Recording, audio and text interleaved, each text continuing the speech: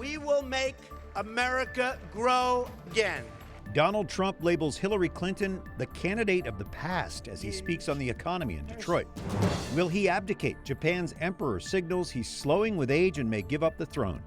Crushing her own record, U.S. swimmer Katie Ledecky's bid to sweep the longer freestyle events at the Rio Games is on track. And studying the stars, we take you on a private tour of the Vatican Observatory. Those stories and more on EWTN News Nightly for Monday, August 8th, 2016.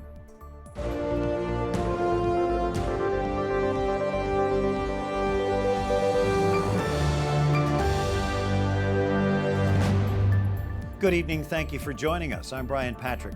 Trying to turn the page on his stumbling campaign, Donald Trump unleashes a blistering attack on Hillary Clinton's approach to the economy. Speaking in Detroit today, Trump promises to jolt middle-class workers back to prosperity. Jason Calvi is here with more tonight. And Brian, Donald Trump claims his proposals will help low and middle-income Americans the most. He promises deep business tax cuts, a simpler tax code, and cutting government regulations. Voters see the economy as one of Trump's strengths. Donald Trump's message to the Detroit Economic Club today: America first. Americanism, not globalism, will be our new credo. He says Hillary Clinton supports high taxes on business, forcing jobs away. Trump promises to cut the business tax rate to 15% and capping it there. He also says he wants to simplify the tax code. Our current tax code is so burdensome and so complex that we waste 9 billion hours a year in tax code compliance. My plan will reduce the current number of brackets from 7 to 3. Trump is also proposing allowing parents to fully deduct the average cost of childcare from their taxes, and he supports school choice. Our education reforms will help parents send their kids to a school of their choice. Recent polling puts Trump ahead, or at least even with Hillary Clinton, on the economy. Voters we spoke with today reflected a split. Clinton can handle the economy more because of her experience in working in public service. Trump certainly has business expertise, but that doesn't always translate into boosting the economy. Obama has had 8 years and he hasn't gotten over, he blames Bush for everything, but he hasn't been able to turn around in 8 years. So in my opinion, he's done. Let Trump have his go at it. In a city symbolizing the nation's struggle to recover, Trump predicts Detroit will come roaring back. Trump today says Hillary Clinton represents the failed policies of the past. This comes after a weekend where he attacked her, saying she's unhinged. Brian? Thank you, Jason Calvi. Hillary Clinton promises more support for small business campaigning in Florida today. Touring a brewery in St. Petersburg, she pledges to be a small business president, claiming billionaire Donald Trump has stiffed small companies throughout his career. Clinton will lay out her economic vision for the country later this week, also in Detroit.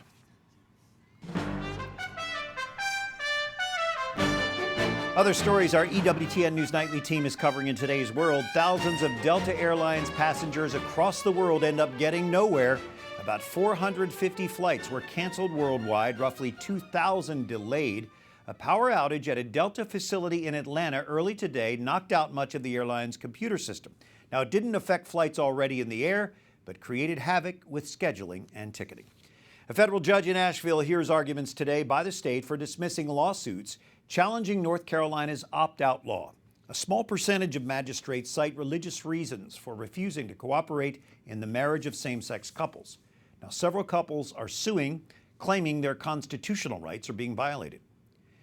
A Kansas water park is closed today following the death of a 10-year-old boy on a water slide billed as the world's largest. Authorities say Caleb Thomas Schwab died Sunday at Schlitterbahn Water Park in Kansas City on a 168-foot tall water slide. Few details are being released about the boy's death.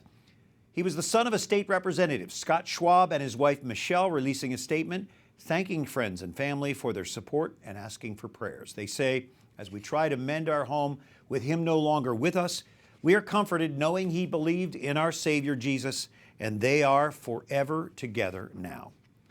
In a rare public address, Japan's emperor suggests he may abdicate. Emperor Akihito, now in his 80s, expresses concerns about fulfilling his duties as he ages. His 10-minute recorded speech was broadcast on national television. Akihito is the world's only monarch with the title emperor. His public image is more a grandfather than a ruler. He was the first Japanese crown prince to marry a commoner. Here's a snapshot of his life.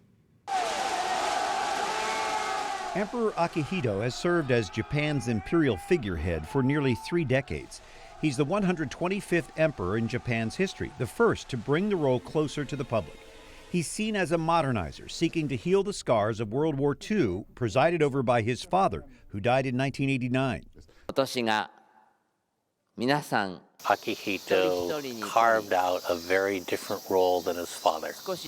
I think he looked at the legacies of World War II and the shared history with Asia as the unaddressed, unfinished business of his father. So he has done more than all of Japan's political leaders combined to promote reconciliation with the former victims of Japanese imperial aggression. As crown prince, Akihito broke with centuries of tradition, marrying a commoner, Michiko Shoda. The couple also raised their children themselves, previously unheard of in the imperial household. After ascending to the throne, Akihito became known as the People's Emperor. He would often be seen interacting with ordinary Japanese during his ceremonial duties. Akihito's compassion for his people was shown most clearly after Japan's devastating earthquake and tsunami in 2011. He sat on the floor to comfort the victims, something previous emperors would never have done. He's extremely popular, and he's really helped make the imperial household relevant for the 21st century. In recent years, the 82-year-old has suffered from declining health. He's had heart surgery and has been treated for cancer. It's taken a toll on his ability to carry out his official duties. It can be quite a burden because both the emperor and empress take their job very seriously, and they work very hard at it. When the time comes, Akihito's successor as emperor is expected to be his eldest son, 56-year-old Crown Prince Naruhito. He's already performing official duties around the world, sometimes on behalf of his father. Emperor Akihito will be a hard act to follow, a gentleman with a human touch who tried to unite a troubled nation and, in turn, entered the hearts of the Japanese people. In other news tonight, a suicide bomber kills at least 67 people and wounds dozens. This attack happened on the grounds of a government-run hospital in Pakistan. The blast struck a gathering of Pakistani lawyers in the southwestern city of Quetta. Witnesses describe horrifying scenes of bodies being scattered about and the wounded screaming and crying for help. A breakaway faction of the Taliban claims responsibility. Mountain communities in Mexico try to recover from weekend mudslides that killed 39 people.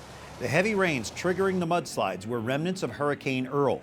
Federal authorities say the states of Puebla and Veracruz, where it happened, got a month's worth of rain in just 24 hours. Bishop Edward Daly, who attended to victims of Northern Ireland's Bloody Sunday massacre, has died. He was Bishop of Derry from 1974 to 1994. He administered sacraments to victims on the streets after British paratroopers opened fire on a Catholic protest January 30th, 1972. 13 people were killed. A photo of the priest waving a blood-stained white handkerchief as he tried to help fatally wounded victims has become iconic. Bishop Daly was 82. Katie Ledecky gives the U.S. its first swimming gold medal of the Summer Olympics with a world record in women's 400-meter freestyle. She kicked off the first wall with a lead of nearly a body length and steadily pulled away from the field. The 19-year-old crushed her own record set nearly 2 years ago on the Gold Coast of Australia. She'd been chasing it ever since. Michael Phelps earns the 19th gold medal of his career, helping the U.S. win the 4x100-meter freestyle relay. Phelps says he's still aiming for more. The American superstar swims in the preliminaries of the men's 200-meter butterfly today. He holds the world and Olympic records in that event. Coming up, a new report on migrants seeking asylum in the U.S. We'll tell you what the experts found. And we take you to Colombia, where a spectacular festival of flowers dating back centuries is underway.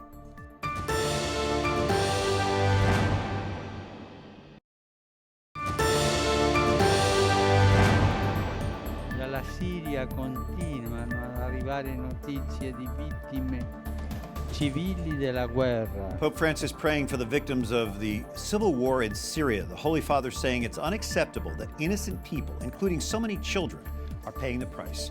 Thanks for joining us this Monday evening. I'm Brian Patrick. A new report finds flaws in how the U.S. identifies and protects asylum seekers. The U.S. Commission on International Religious Freedom says the Department of Homeland Security needs to increase the number of high-ranking officials coordinating refugee and asylum issues. The Commission also finds government hostility toward asylum claims during the interview process. It says detained asylum seekers don't fully understand their rights and responsibilities. Kristina Arriaga is on the U.S. Commission on International Religious Freedom. So based on your research, what do you make of this process that the U.S. has for asylum seekers? Unfortunately, it's entirely broken. Our government has the legal and the moral responsibility to treat those individuals who come to our borders, many of them women and children, with basic human dignity. Specifically, how are the children treated in this process? Well, many of the children come unaccompanied, or they come with their moms from mom-led households, and they're put in detention centers where a lot of non-governmental organizations have documented they experience regression issues, anxiety, and depression. So the report claims that a lot of these people are not understanding their rights and responsibilities. Are they getting adequate legal representation? Oh, the short answer is no. The government doesn't provide these services. A lot of faith-based charities have stepped in and tried to provide these services, but the gap is huge, and the government needs to do its role.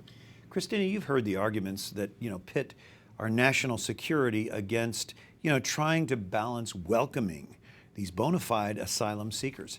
How do we find that balance as a nation? Well, this is the great tragedy. This doesn't need to happen. If we put the processes that are already written at the Department of Homeland Security in place, we would have both. We would have the documentation, we would be videotaping the individuals who come to our border. This does not need to happen. How do we know when someone is legitimately seeking asylum versus just wanting to get into the U.S.? That's a really great question, and that's why we have personnel at the border that is trained to figure out whether the individual saying they're afraid to return to their country expresses what's called credible fear. So the initial report on this topic was released by this commission, about 11 years or so ago. Has there been any improvement during that period of time? Regrettably, we released a really long report precisely saying that there have been very few improvements, and the few improvements have been implemented thanks to the work of faith-based charities. Whose responsibility is it to make these improvements? Is it strictly government? Is it faith-based charities? Is it your commission?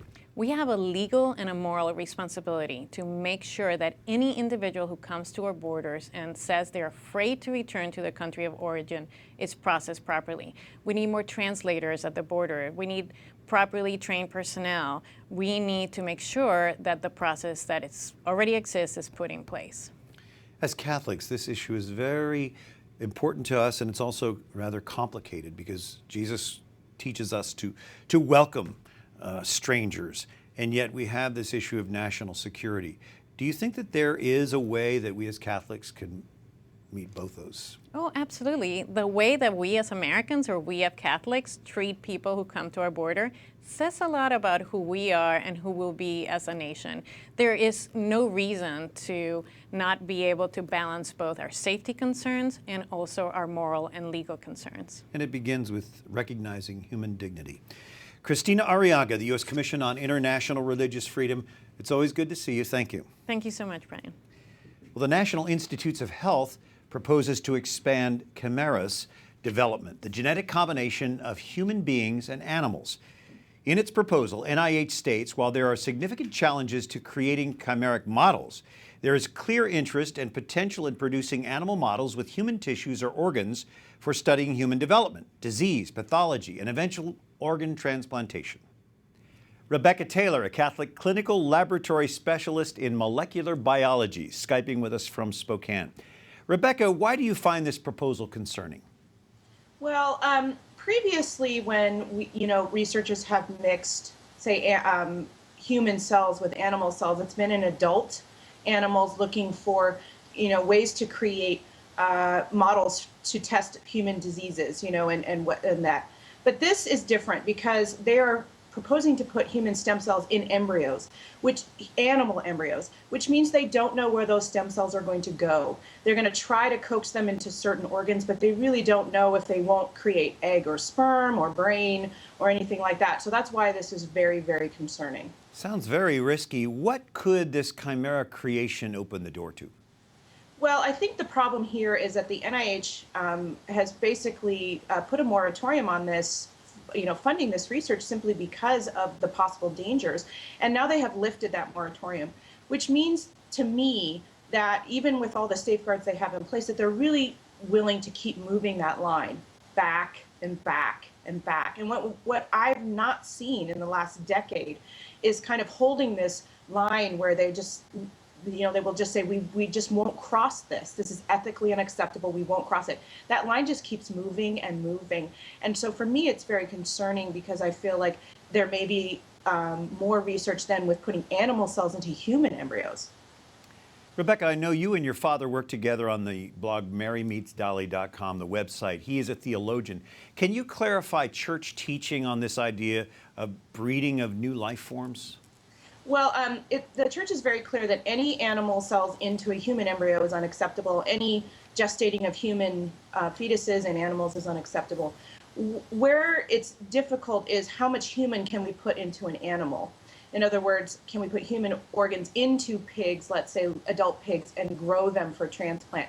Those are types of things that the church is more accepting of. The problem here is that we really just don't know what these cells are going to do.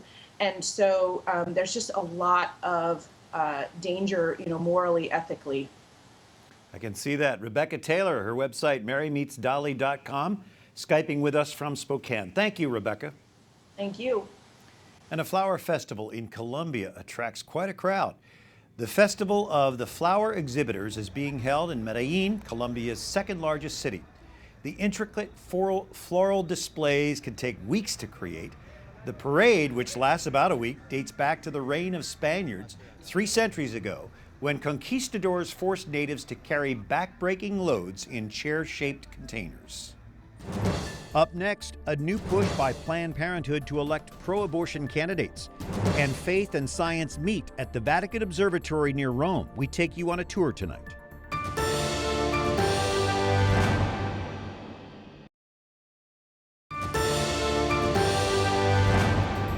On this August 8th, we remember St. Dominic, founder of the Dominicans, the order of preachers, celebrating 800 years.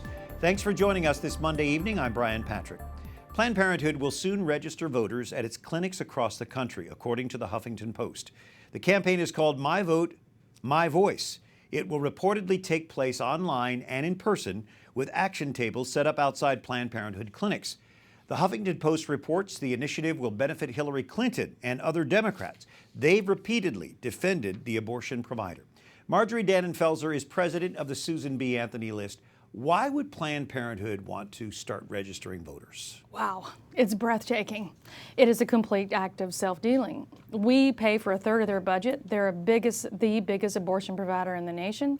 And now we're helping them recruit voters so that they can elect a candidate that will best exemplify their values. I mean, it is really breathtaking, the power that they have. And I think it's a time that Catholic voters really understand the power that we have and make sure that we really inform ourselves and mobilize. We got a few days, not that many. Well, they claim that you can register there regardless of your political leanings. Is there any doubt about their motivation here? Well, there's no question that it's legal, but there's no question about their motivation. They're, in their words, they're targeting marginalized voters.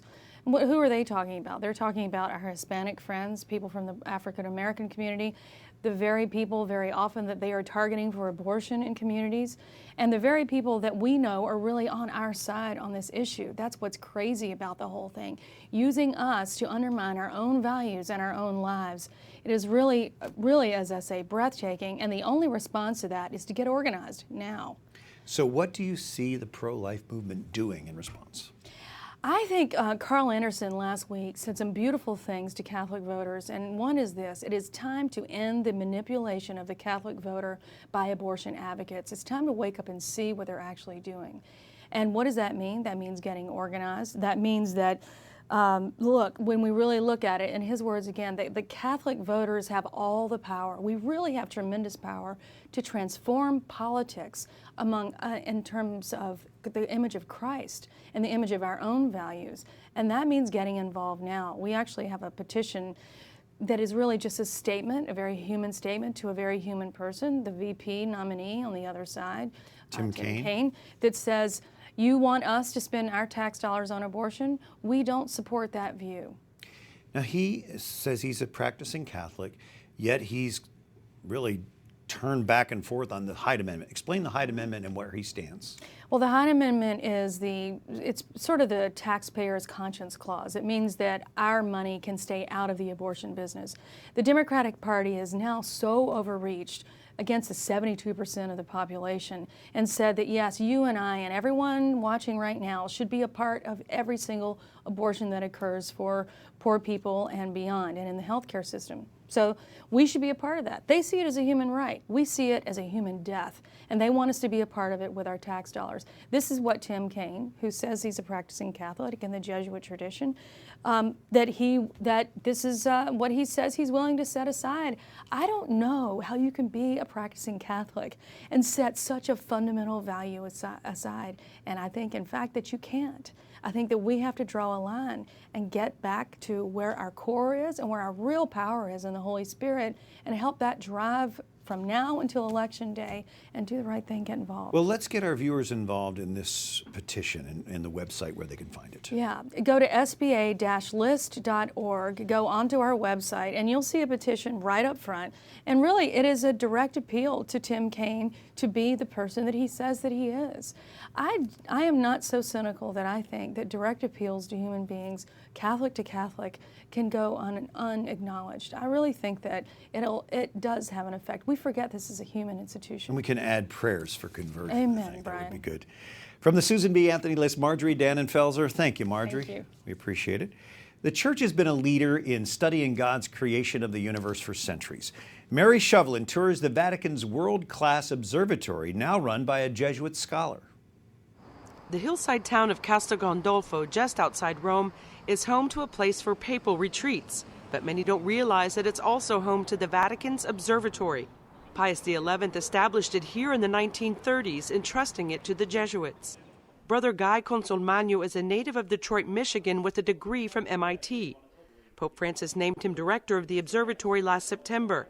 This is where science and faith hit the road. You've got somebody here who's got an MIT ring and a collar. I love wearing both of them together because it shocks people out of the idea that somehow science and religion are opposed. They're not opposed. They don't have to be opposed. And anybody who tells you they are opposed is selling you something. There are over 22,000 books here, including works by Copernicus and Galileo. They have one of the world's best collections of meteorites, providing information about the early history of our solar system. We have people working in galaxies, people are taking spectra of stars. We've got a telescope in Arizona that's wonderfully equipped for measuring photometry and spectra. We've got also the ability to do history of science. Their vast array of research has earned worldwide attention.